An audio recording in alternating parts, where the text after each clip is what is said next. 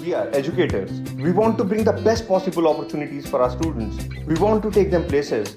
We want to do everything possible to ignite the spark of inspiration. We want to provide the best infrastructure. At the same time, we also want to learn, explore, experience, and grow. But we always encounter one major roadblock: funding. Well, not anymore. In this series, we are going to discover every possible way to arrange funds or to raise capital. Hi, it's Himanshu, and I welcome you to the brand new episode of The EDS Show. Today's episode is going to be super exciting, so keep listening on Apple, Spotify, or on your preferred platform.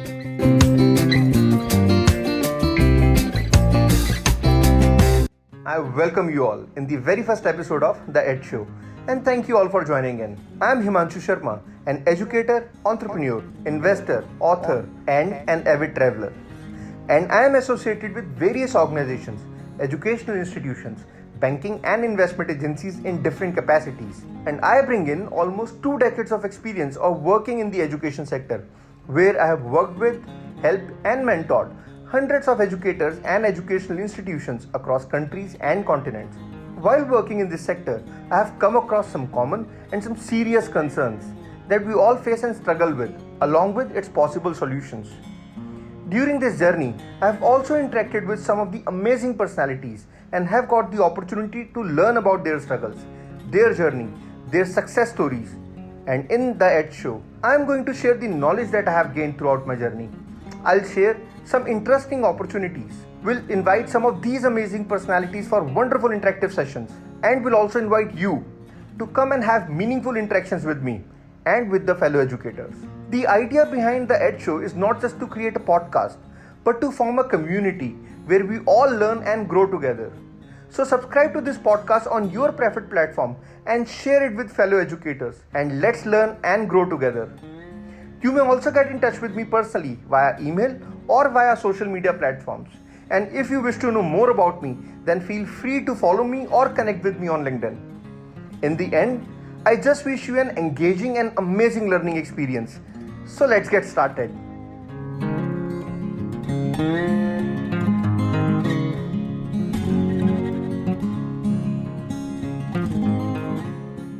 Starting today, we are launching our very first series, the ED Invest. In this series, we are going to discover some of the investment and funding opportunities that are available globally for both educators and educational institutions. In the coming episodes, we will discuss every opportunity in detail. We will understand what the opportunity really means, what all we can gain from it, who is eligible to gain from it, its application process, the added advantages, pros and cons of such opportunities, legalities involved in it, and much more. While today's episode is the foundation of our upcoming episodes, and hence today I will cover the basics of investment and funding. I'll throw light on some of the opportunities that we are familiar with, while some might be new to us. And we will only try and understand the terminologies and opportunities in a layman language.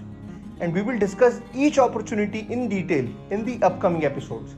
So, let's talk investment.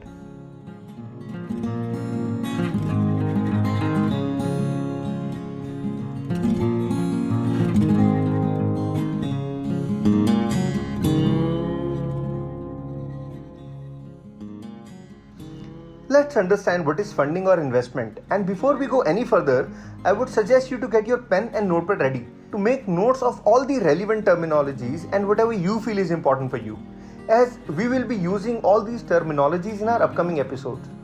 Now let's get started. Funding or investment is the act of providing resources, usually in the form of finances and or material, to finance a need, a program, or a project. It can also be in the nature of time and efforts invested. Investments are majorly categorized into 2 broad areas: repayable investment and non-repayable investment. The common type of repayable investments are private equity, venture capital funds, H&I investments, bank or commercial loans, debts, bonds, debentures, and more. And the common types of non-repayable investments are donations, CSR funds, crowd fund, aid, subsidies, grants, and more.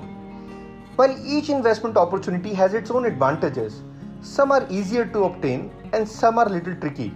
The most common source of fund generation available for educational institutions are internal fundings in the form of self-investment or private investment, fee collection, endowment and donations. And the external fundings are available in the form of loan, aid, subsidies, grants, state or central government schemes, private investments, hedge funds, VC funds and more. In education sector, both repayable funds and non-repayable funds are available for all types of educational institutions, right from pre-primary to K-12, higher education to research institutions, skill development institutions, polytechnics, private institutions and more. And all these types of fundings are also available for the educators as well. As I had mentioned earlier, that the funds are available to fulfill a need, a program or a project. Let's understand what these terms means with an example. A need is something which is essential rather than desirable. The basic example of need could be teaching the underprivileged students and providing them with a scholarship. A program on the other end is a set of measures or activities with a short-term or long-term aim. Example, you wish to develop a youth club, a community engagement program, or other examples can be you wish to organize exchange programs or training and development programs for students as well as for educators. A project on the other end is an initiative taken in order to achieve something concrete. This can be both materialistic or non-materialistic.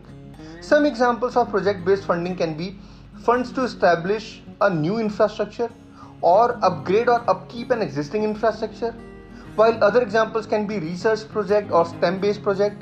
While these terminologies varies from organization to organization, and hence what all we should focus on is various types of funding or investment opportunities. Let us understand non-repayable funds in detail. A most common type of non-repayable fund is a donation. In a layman language, a donation is something that is given for a charity or for a cause, and any individual or organization can give donation. Some of the common ways to raise donations are a donation appeal, organizing a fundraiser event, organizing a crowdfunding campaign, or a corporate social responsibility and more. Now you can organize a donation campaign to fulfill any cause that your educational institution is supporting or you as educators are supporting. An example could be that you are offering free education or educational resources to the underprivileged students, or you are working for the upliftment of the neighborhood slums, or your students are organizing a community development or community engagement project. Now let us understand different ways of raising donations and throw some light on fundraisers, CSR and crowdfunding. A fundraiser or a fundraising event's primary purpose is to raise funds for a cause, charity or non-profit. In a fundraising event, you can invite local community, your alumni or who's who, where they can come and understand about your cause and can donate as per their own willingness. CSR on the other hand stands for corporate social responsibility. As per the guidelines, any corporate which is generating sufficient amount of revenue is liable to give back to the society, and the giving back is called corporate social responsibility. In India, any company with the turnover of 1000 crore or with the total net worth of 500 crore or with the net profit of 5 crore in any given financial year is responsible to contribute 2% of their net profit towards the social development or social causes. Now these guidelines again varies from country to country, and if you are listening this podcast from any other country, then you must check the guidelines in order to reach out to the right corporate for CSR funding.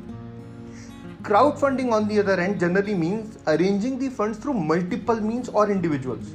This can mean arranging both repayable investment by diluting your equity or non-repayable funding by organizing a donation campaign. If you are an education institution, then these documentations you must have before you apply for any donation campaign. You must have a non-profit setup, which majority of the educational institutions have in India, as we establish our institutions under a trust, society or a Section 8 company.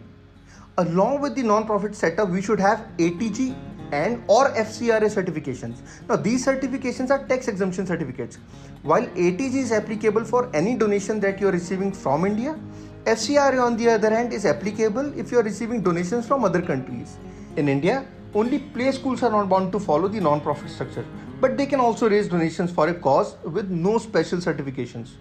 While educators are not bound to have any of these certificates if they are raising the donations in their own name, but they must have a tax ID or PAN number. Now, these regulations are again different, from countries to countries. So you must consult a legal representative or a tax lawyer in your country before you raise any donation. Let us understand some other types of non-repayable funds. A subsidy. A subsidy is actually a kind of an aid, relief, or a benefit given to an individual, business, or institution, usually by the government, in the form of cash payment or tax deduction. This is usually given to remove some kind of burden and is often considered to be in the overall interest of the public. Some of the examples are a government-aided school wherein government pays some kind of financial aid to the established institution, or the other example could be, if you remember, in recent past our state governments have paid subsidies for installation of solar power grids or solar plants in school premises. The other form of non-repayable investment is a grant. A grant is a sum of money or material given by the government or any other organization for a particular purpose. For example, a library grant can be given for the construction of a new library, or for the repair or upkeep of an existing library, or for buying new books for the library. In case of grant, the purpose mentioned in the grant proposal defines the kind of grant that the educational institution or an educator may receive. Now let us understand some repayable investments. The most common type of repayable funding is debts. Debt can be of various types. Again, you may be familiar with some of these terms and some might be new to you. So make a note of it. The common type of debt is a loan. A loan is a form of debt incurred by an individual or an organization, which in our case is an educational institution or an education company, or as educators. You as a borrower receives a loan from a lender. A lender is usually a bank, a non-banking financial institution, a corporation, or the government. In return, the borrower agrees to certain set of terms including any financial charges, interest, repayment dates, and other conditions as per the mutually agreed terms and conditions. So in a layman language, the money that you borrow from different financial institutions for which you have to pay something in return. It can be returning back the principal amount or returning back with interest in a stipulated time period is called a loan. The other form of a debt is a bond, in which if an organization decides to take a loan or borrow money as per their defined terms, then they can issue bonds to the lenders. Now, lenders are the individuals who can collectively give loan to the borrower, and in this case, the issuer of the bond is a borrower, which can be a government or an organization, which is raising money for itself. Although both bonds and stocks are a form of securities, but bonds are different than stocks, as a stockholder is an equity shareholder of the organization, and a bondholder is a lender to the organization. The other form of a repayable investment is HNI investment. HNI investment is a private investment made by a high net worth individual in a company or an organization. Now, these investments can be both in the form of equity or a debt, depending upon the terms of the agreement decided at the time of raising the investment. VC is again a private equity investment. Now, that is provided by a venture capital firm to a startup or to an emerging organization or any institution that have been deemed to have high growth potential. VC firms generally invest in the equity stake where they hold the shares of the organizations as per the agreed terms. There may be many other types of funding opportunities available for both individuals and or organizations or institutions. But these were the most common types of opportunities available for the education sector. In the upcoming episodes, we will discuss each opportunity in detail, and we will also try to share the relevant information about other kinds of investment opportunities. If you have liked this podcast, then do rate us on Apple Podcasts and share it in the community. Thank you for listening to that show. I hope it was a great learning experience for you. If you have any questions or suggestions, then do share a voice message with me on Anchor. Or if you are listening this podcast on YouTube, then share it in the comment section and I will address all your questions in the Q&A session. And I'll see you in the next episode. Till then, stay safe and stay happy.